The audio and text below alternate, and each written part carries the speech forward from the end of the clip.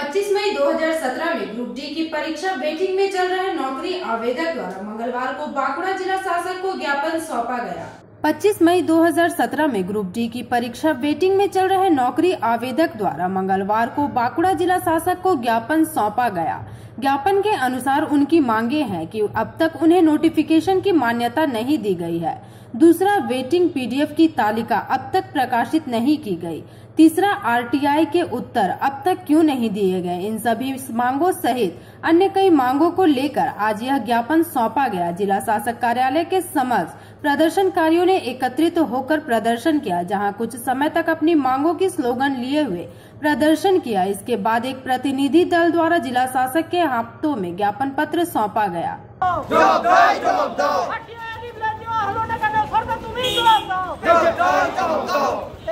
কেন করছো চলো দিদিকে বলতে হয় না কাজ তাই আমরা পথে ঠিক ঠিক ঠিক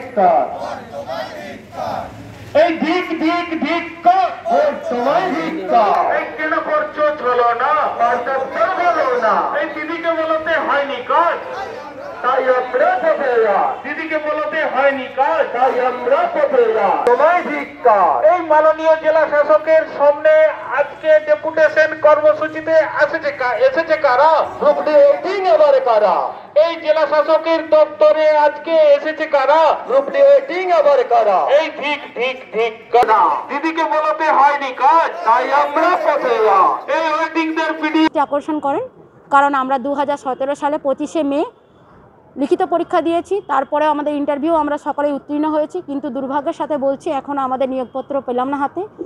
তিনি আমাদেরকে ওয়েটিং রেখে দিলেন, আমাদের পিডিএফ আকারে র্যাঙ্কও দিলেন না এবং পিডিএফ আকারে লিস্টও দিলেন না। এমনকি আরটিআই করেছিলাম, তার কিন্তু কোনো তথ্য আজও দিলেন না।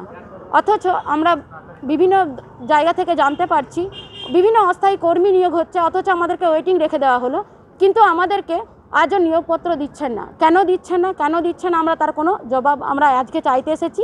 আর সবথেকে বড় যেটা হচ্ছে 578 একটা কেস ছিল, যেখানে 5222 জনের একটা মানে লিস্ট বেরিয়েছিল। ওই লিস্টে জয়েনিং করা হয়েছিল। তারপরে 578 যে শূন্য পদ, তখন ওখানে নোটিফিকেশনে বলা হয়েছিল যে যদি ইসি ক্যান্ডিডেট পাওয়া না যায় তাহলে মানে নন ইসি দিয়ে সেই শূন্য পদটা পূরণ হবে, কিন্তু আজও সেই 578 সিটটা ফাঁকাই রয়ে গেছে। তাই আজকে আমাদের কর্মসূচি, দিদি অবিলম্বে আমাদের সমস্ত ওয়েটিংদেরকে যেন জব দেয়। অল ওয়েটিং আমরা জব চাই। 578 যে সিটটা আছে তার সাথে আরও কিছু উনি আপডেট দিয়ে আমাদের সকলকে যেন নিয়োগ দেন। আজকে আমরা দিদির কাছে ডিএম অফিসের মাধ্যমে মানে আমাদের মাননীয় জেলা শাসক দপ্তরে এসেছে, এই কারণেই আমাদের মাননীয় জেলা শাসকের মাধ্যমে দিদির কাছে বার্তা দিতে চাইছি। এরপরে অন্তপক্ষে প্রায় 3 বছর উত্তীর্ণ হয়ে গেল প্রায়, আমাদের অল ওয়েটিং যেন জব দেওয়া হয়। আমার নাম শর্মা দাস। আর র্যাঙ্ক পিডিএফ এগুলো যেন মানে পিডিএফ আকারে যেন ওয়েটিংদের তালিকা প্রকাশ করা হয়।